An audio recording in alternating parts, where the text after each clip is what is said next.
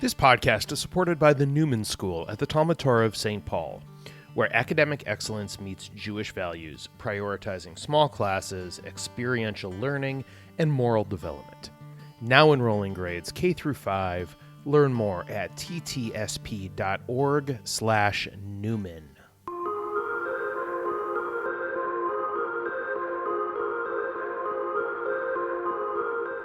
All right, welcome back to Kumba Hineni, a podcast on intersectionality, more than skin deep. I'm your host, Enzi. And y'all, this is the last episode of 2022. We are nearing the secular new year, and I just really want to do kind of like a short reflection, as well as just some, I don't know if you want to call it encouragement or what, but just some thoughts as we enter into this holiday season, as some of us are already in holiday season. Solstice just passed, and so really just wanting to just to share some things. One, across the country and perhaps across the globe,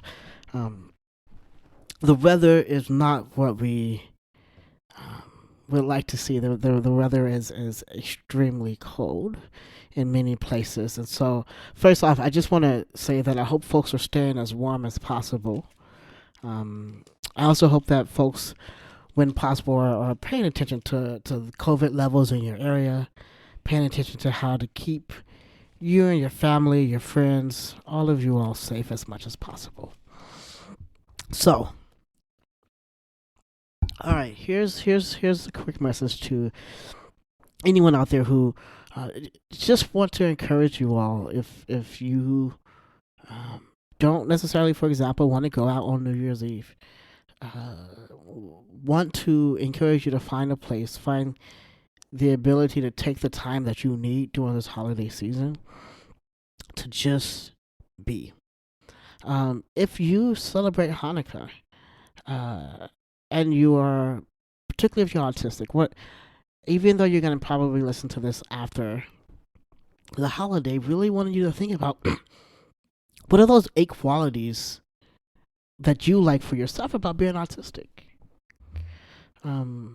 As we enter this time of being around family and being around just more expectations, I want to remind you that you're enough. And that even when the expectation seems to be too high and you feel as if you cannot meet them and the executive functioning seems to fall apart, that you're still enough in those moments. And that you are doing what you know how to do. And you also know more about what you need to do to protect yourself. And it's okay to do that. It's okay to spend time in the corner. It doesn't mean anything's wrong. It means that you are recharging, if that's what it is. And if something's wrong, that's all right. So really just wanting to encourage us all to be present as much as we can possibly be. And really hope that there's an opportunity to just really reflect and think about this past year, think about 2022, which was just a different year. It wasn't until we were halfway through that I realized, oh crap, this is my 20th year anniversary. My 20th year high school reunion, and I'm not in the city, so I didn't go. And 2022 was just lots of change. I went from working locally to a short time doing my own thing with my own business to shifting back to working in a Jewish organization, this time in a national setting. And really, one of the things, or the biggest things for me this year has been really, what does it mean as a people, but really what does it mean to move folks toward a more just and a more equitable world? These questions of what does liberty and justice mean, like all of those things, but really the questions of what does it mean to divest from systems that harm and invest in systems that heal us.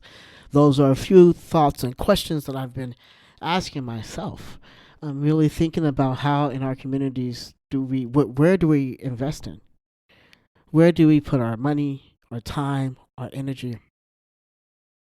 And are those places, systems, are these things that heal us? Are these things that bring us life, joy? Or are these things that harm us? Are these things that bring us death and decay?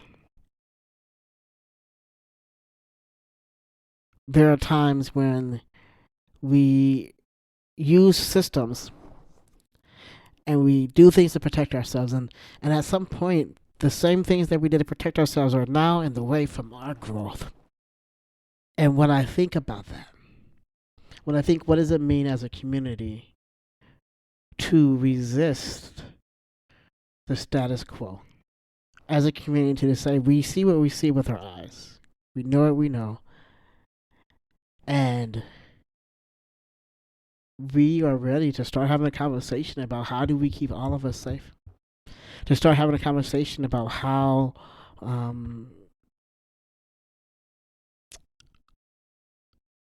the machinery of white supremacy is it's really set up to destroy us and to take us down, right? How the ways in which anti-Semitism and anti-Black racism is used as in many ways setting up us in many unnecessary situations at times, and really wanting to be, I want to say, thoughtful or mindful of how we're moving in the world, how we're having these conversations about who we are, about what it means to be Jewish, what it means to have a multicultural, multiracial Jewish community. What does it mean for us to know that there are multiple traditions that exist?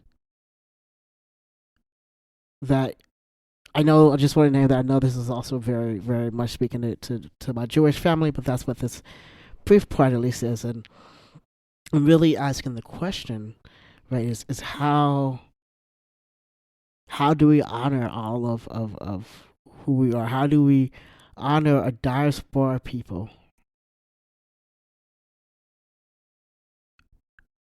in its multiplicity, in its beauty, in its joy? Because that's an important thing that, for whatever reasons there might be, whether those reasons be trauma, whether they be fear, there are many reasons that may be. And the only way to our freedom and liberation is through each other. Again, the only way for us to get to freedom and liberation is through each other. We cannot continue to allow others to divide us. We cannot continue to allow others to erase those of us in our community.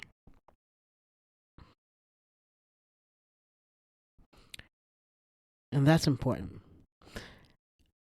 because as we move into 2023, in this secular new year, I really want to encourage folks to really ask yourself, who are you? What does it mean to be your most authentic self? And when you get to that, I really want you to ask the question, what does freedom mean? But this question of freedom, I really want to encourage you to bring that question through the lens of who is your most authentic self. What would freedom taste like, smell like, look like, hear, sound like? Can you dream it? Can you imagine it? And if you can imagine that, how do we get there? How do we get to a place that we're all safe? How do we get to a place to where we can look at each other and not erase each other and just really see each other? It's a bare minimum. This we're coming to the end of the year, and it's there's always a lot of things to say, right? Like even in context of this podcast, we started off, we kind of trimmed it down, and then we started back up for so stuff. Had some different guests, but some repeating guests. Did some things new this year on the podcast, and um, got some things moving and happening in the future, and really just thinking about this reality of focus and thinking about how as a community that for a long time many of us have been hurting in many ways, and really wondering and asking the question, how do we as a community begin to heal?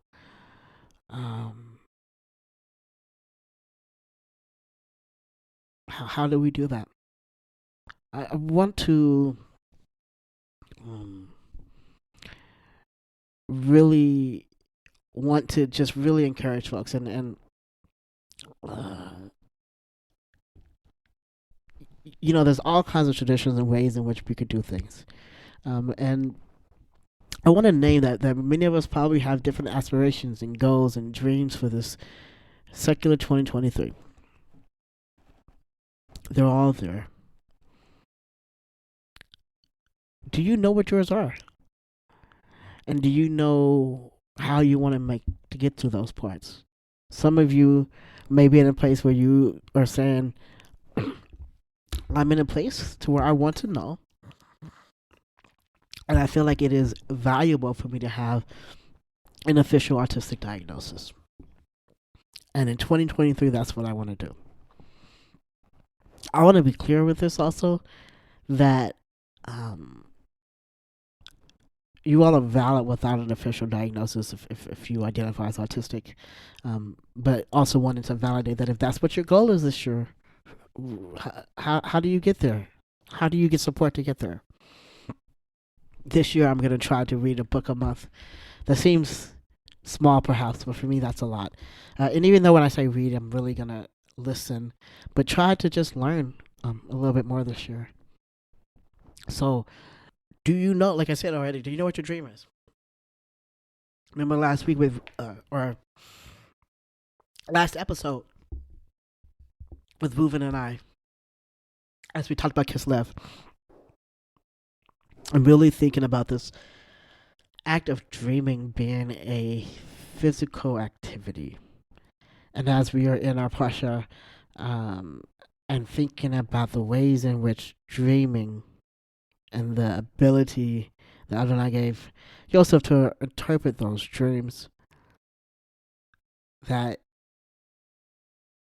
when we are in those spaces, it can be the most beautiful thing in the world. And I think that is the reality, that all of us, just in general, humanity in general, are some of the most beautiful beings in the world. And we are some of the most heinous, evil, disappointing creatures on this planet. The reality that one person's truth doesn't mean that the other person's truth is false. The reality that we all exist in different ways, and wondering, questioning, hoping, dreaming, that we get to a place of investing in our community, of place of really wanting to have systems that heal us, really wanting to have access to clean drinking water, fresh food, basic things, but really at the bare minimum, clean drinking water. We have a lot of work to do, y'all.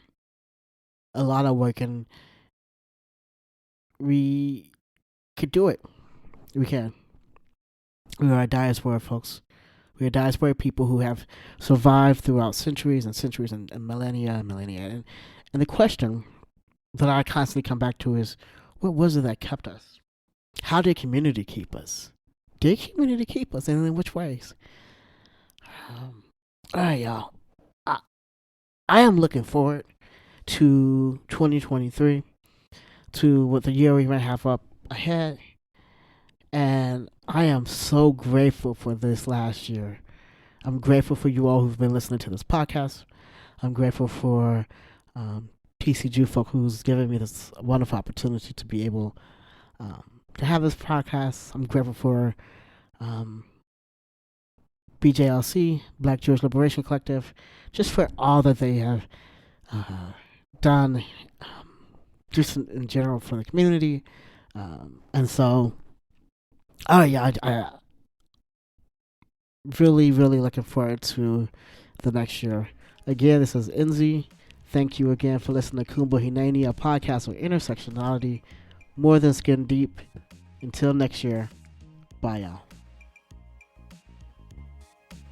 Kumba Hineni, a podcast on intersectionality, more than just skin deep, is a part of the Jew Folk Podcast Network, a product of Jew Folk Inc. You can email the show at podcast@tcjewfolk.com. For more information, go to tcjewfolk.com/podcast.